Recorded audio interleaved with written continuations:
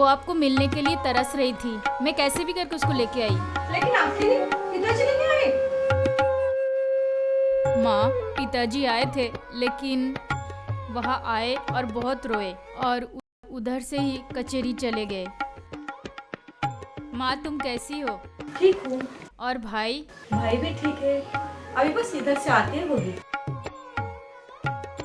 छोटी सुबह सुबह आज तुझे याद कर रही थी। माँ, मैं यहाँ 2 दिन रह सकती हूँ? मतलब पिताजी अगर मना करे तो मैं आज ही चली जाऊंगी। ऐसा नहीं है बेटा, ये तेरा अपना ही घर है। तू कभी भी आ सकती है, कभी भी रह सकती है। पिताजी ना थोड़े ही बोलेंगे। तेरा अपना तो घर है ये।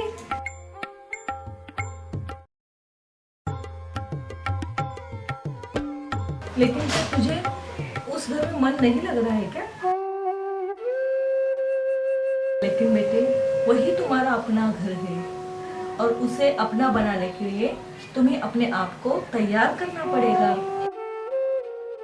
पिताजी का घर तो तुम्हारा है ही, लेकिन वो घर तो तुम्हारा सर्वस्व है। आहिस्ते आहिस्ते तुम उस घर को अपना लो और अपने पति को ही सब कुछ मान लो। ठीक है माँ। माँ, मैं 1 मिनट आती हूँ। अरे अच्छा ठीक है, जाओ।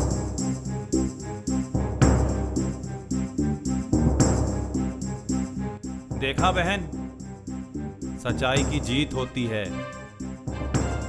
तुमने विश्वनाथ दत्त को बर्बाद करने के लिए क्या क्या नहीं किया। हवन किया, तांत्रिक बुलाए और न जाने क्या क्या कार्य किया, मगर उसके घर में एक संतान की प्राप्ति हुई और कचहरी में उसका प्रमोशन हुआ।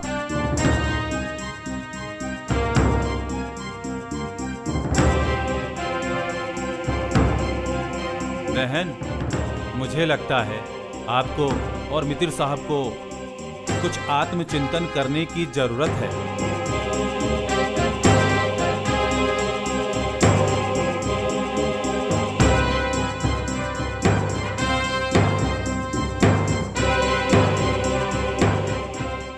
माँ, काली माता काली क्यों है?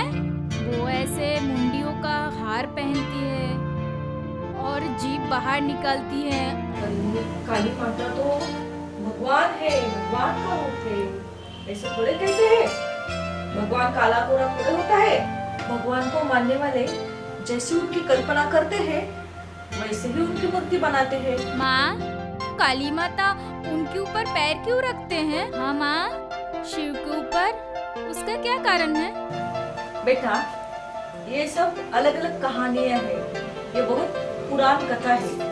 पुराण कथा क्या होता है? पुराण कथा का मतलब होता है आधा इतिहास। और मुझे भी ठीक से पता नहीं, तो तेरे पिताजी आएंगे ना, उनसे पूछ ले। तुमको मालूम नहीं है तो पिताजी को कैसे मालूम रहेगा? तुम्हारे पिताजी पढ़े लिखे हैं, पाठशाला जाते थे, बहुत लोगों से मिलते हैं, उनकी जान पहचान बहुत है। मैं कहाँ कहाँ गई, घर में ही बैठी हुई, पढ़ी लिखी भी नहीं हूँ, मुझे कैसे पता होगा? पर माँ, हमारे यहाँ का लड़कियाँ पाठशाला क्यों नहीं जाती? समाज का ऐसा ही नियम है। ये गलत है। ठीक है बेटा, अब ये जो समाज का नियम है, ये बदलने का प्रयास तू ही कर। मेरी शुभकामनाएं, मेरा आशीर्वाद तेरे साथ है। हो सकता है शिव जी ने तुझे मेरे पास इसीलिए भेजा है।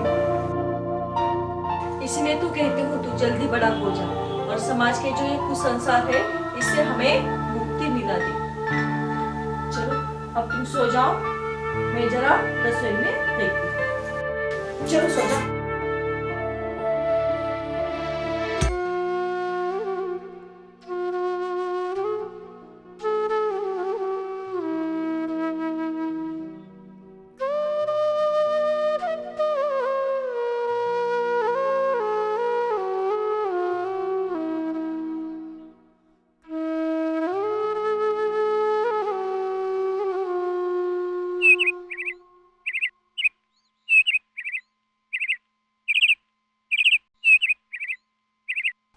अरे मालकिन आप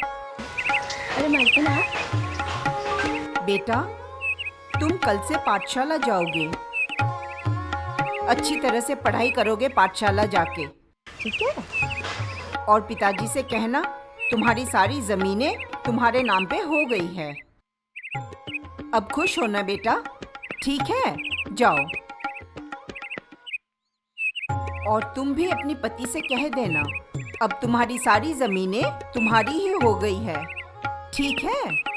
आप माँ नहीं, ठीक है, कोई बात नहीं। जाओ।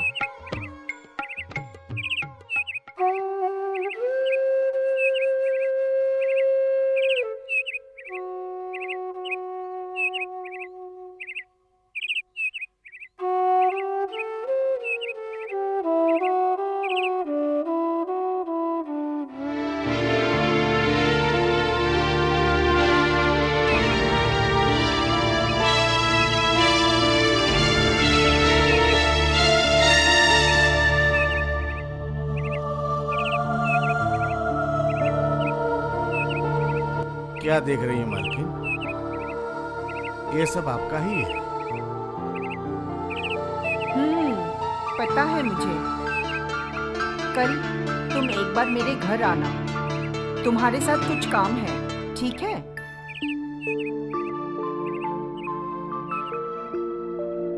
ओ नई नई दुल्हन, कैसी हो? ससुराल से पहली बार आई हूँ, जरा बात तो करो।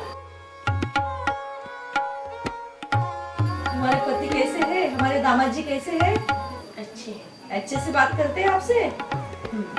घर में सब घर परिवार वाले, ननद, देवर, सब अच्छे से बात करते हैं। हाँ। मालकिन, बोला था ना मैंने, आपकी सारी जमीन मैं वापस दिलाता हूँ आपको। चलिए मेरे साथ। आप सब रहने दीजिए,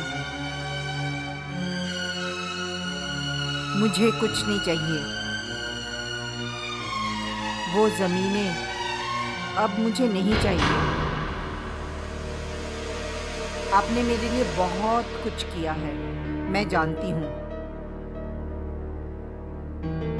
बस अब और नहीं, मुझे कुछ नहीं चाहिए। ये जमीनें मुझे नहीं चाहिए। मालकिन, ये आप क्या कह रही हैं? मालकिन, मैंने आपके लिए सारे गांव वालों को मनाया है। वो सब आपको जमीन देने के लिए तैयार हैं। सबने कबूल कर लिया है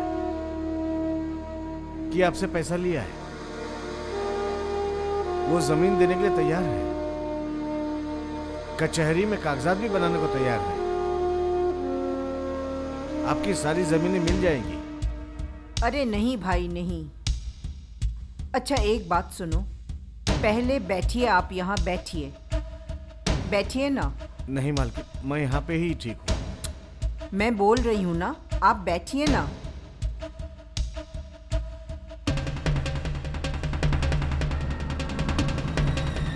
अच्छा मुझे एक बात बताइए, ये जो ज़मीनें सुधीर ने, रंजीत ने और भी कितने लोगों ने जो मुझसे पैसे लिए हैं, पैसे भी नहीं दिए, दोष तो उन लोगों का है ना? जी मालकिन। फिर ये छोटे छोटे बच्चों को नहीं, मैं ऐसा नहीं कर सकती। आपने उन मासूम बच्चों को देखा, उनके तरफ देखा एक बार, उनके आंखों में देखा। बेचारे, उनकी तो कोई गलती नहीं है। नहीं, मैं ऐसा नहीं कर सकती। मुझे वो जमीन नहीं चाहिए। ऐसा तो पहले आप कभी भी नहीं थी। ये आज क्या हो गया आपको? यूं समझ लो कि आज मुझे समझ आ गई है। देखो भाई, आज मैं अपने आप को समझ चुकी हूँ। ये जो किसानें कितनी मेहनत करके ज़मीन में काम करते हैं, दिन रात मेहनत करते हैं, ये सब उन्हें मिलना चाहिए। उनका जो फल है, वो मेहनत करते हैं, उनका फल उन्हें मिलना चाहिए। मैं तो बेकार में इतने दिन अकड़ के उनकी ज़मीनें उनसे ज़बरदस्ती छीन ली। मुझे माताजी ने समझाया, विश्वनाथ बाबू ने समझाया, बहुत समझाया उन लोगों ने, लेकिन मैं तो अकड़ कर उनसे हमेशा झगड़ा करती रही, अपने बात को ही सही मानती रही। लेकिन आज मुझे पता चल गया कि जो ये गरीब किसानें इतनी मेहनत करके काम करते हैं दिन रात, ये श्रेय उनको ही जाता है, ये ज़मीनें उनको ही मिलनी चाहिए, इसमें मेरा कोई हक नहीं है। भाई, तुम्हें लगता है कि मैं गलत हूँ? नहीं मालकिन, वो लोग के कागजात के साथ जमीन आपको मिल जाए तो आपको प्रॉब्लम क्या है? वो लोग तो आपके साथ ही काम करेंगे। नहीं भाई, जमीन पे जो काम करेंगे वो ही जमीन के मालिक होंगे, मेरा हक नहीं है उसमें। ना पैसे चाहिए, ना ब्याज चाहिए, ना ही उन जमीन पे मुझे कब्जा करना है। मुझे वो जमीन नहीं चाहिए।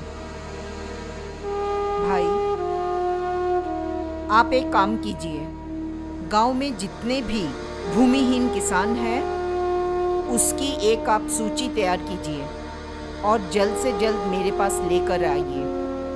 मैं उन सभी भूमिहीन किसानों को अपने तरफ से उन्हें ज़मीन देना चाहती हूँ। शायद यही मेरा प्रायश्चित हो।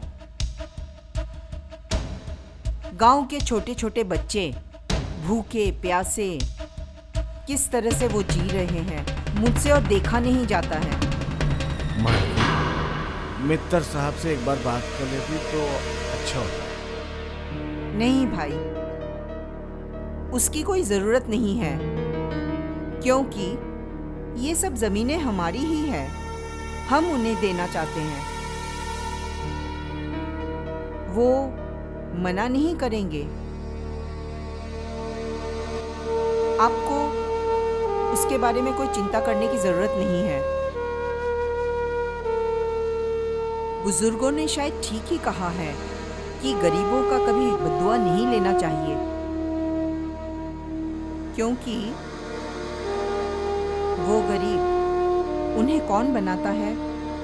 हम ही बनाते हैं ना। उनका भोलापन, उनका हक सब छीन के। नहीं नहीं, अब मैं गरीब किसानों को उनके हक से उन्हें जुदा नहीं करना चाहती हूँ। आपको पता है भाई, मैं भी गांव गई थी और गांव में जाकर मैंने क्या देखा। गांव के सभी छोटे छोटे बच्चे सब दौड़ के आ गए मेरे पास,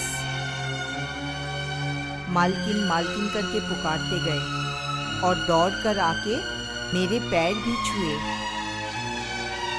मैं हैरान हो गई, इतने मासूम बच्चे।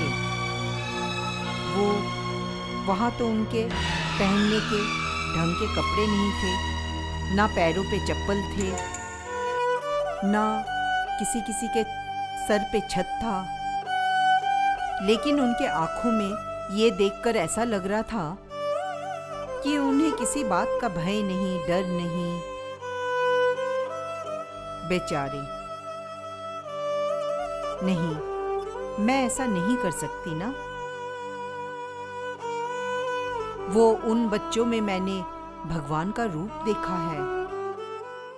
बड़े प्यारे बच्चे हैं। मैं शैतान बनकर उन लोगों के साथ इतने साल तक कैसे नाइंसाफी की हूँ। सब लोगों का जमीन हड़प के उनको कितना दुख दिया मैंने। अब और नहीं। मैं इन सब के लिए अब अच्छा ही सोचूंगी और कुछ अच्छा ही करूंगी। शायद इससे मेरा कुछ पापों का फल कम हो जाए।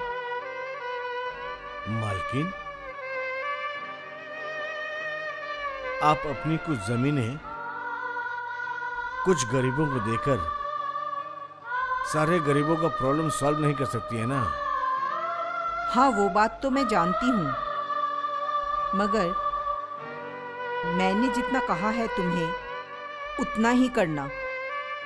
और एक बात, अभी किसी से कुछ कहने की जरूरत नहीं है, याद रहे। अगर कोई पूछे तो क्या जवाब दूं? यही कह देना कि मालकिन का आदेश है। जी मालकिन।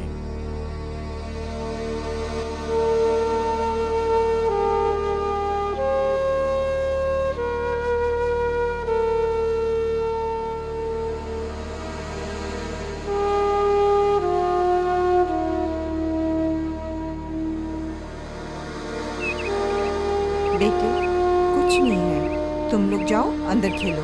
नहीं माँ, तुम बताओ, हम लोग इतने भी छोटे नहीं है कि हम लोग को समझते नहीं। बोला ना, जब कुछ होगा मैं जरूर बताऊंगी। ठीक है, जाओ खेलो।